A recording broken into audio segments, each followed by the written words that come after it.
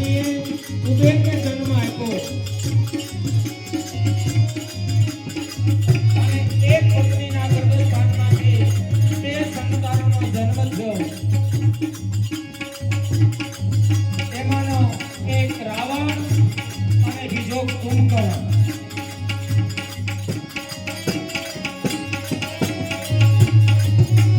રાવણ શિવનો મહાન ભક્ત.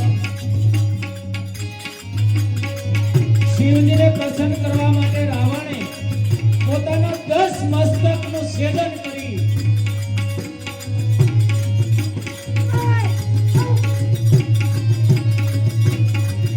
અને પ્રાપ્ત કર્યું. બળનું અભિમાન હતું. 1000 હાથીનું જેનામાં જોર હોય એને કેમ અભિમાન ન હોય?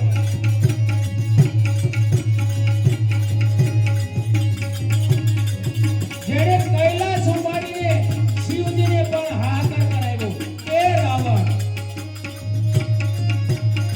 એને ધનુષ નાનું લાગ્યું. ધનુષ હમણાં ઉપડી જશે તેવા ભાવથી અહંકારથી ઊભો થયો.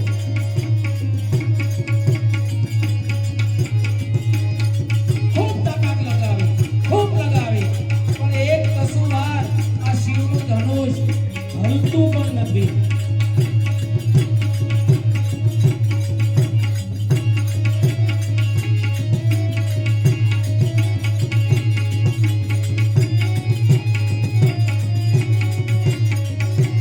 ખૂબ પ્રયત્ન કરે છે.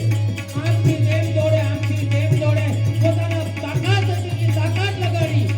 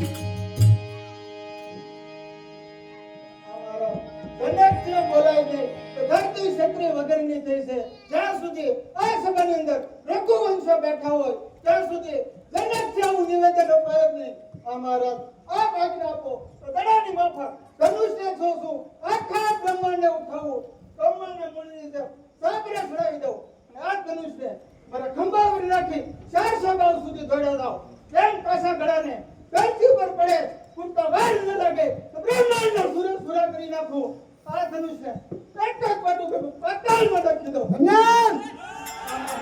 દબાણો એટલું આપના પ્રતાપથી નોકરી બતાવો.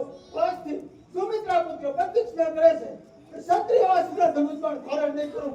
ભિક્ષા પાત્ર લઈ 5 ઘરની ભીખ માંગીને ખાય. આજથી હવે રઘુવંશ કેવડાનું બંધ કરી દે. અમારા કાતો ઉભા થાવ અને કાતો મને આજ્ઞા આપો.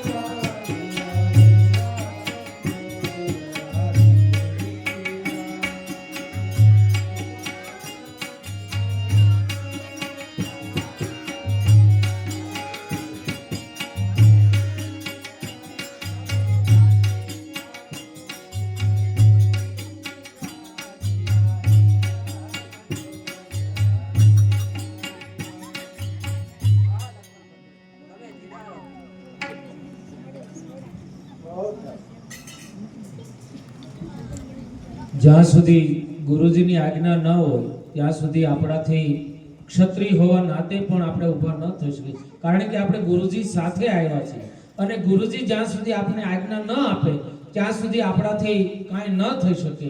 જો ગુરુજી આપણને આજ્ઞા આપે તો આપણે આગળ પગલું ભરી શકીએ. અહો રામલાલજી,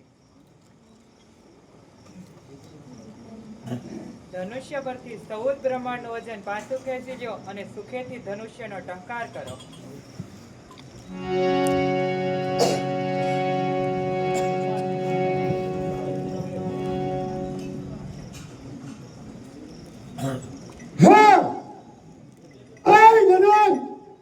ધનુષની અંદર કપાટ કરે ભલે સભામાં તમારે આપ્યું પડે ચિત્તાનું હરણ ન કરો તો લંકાઈશ ને. આ ભરી સભામાં મારી ખીચડીની આબરૂ પડી છે. એકવાર દાસીનું હરણ ન કરું તો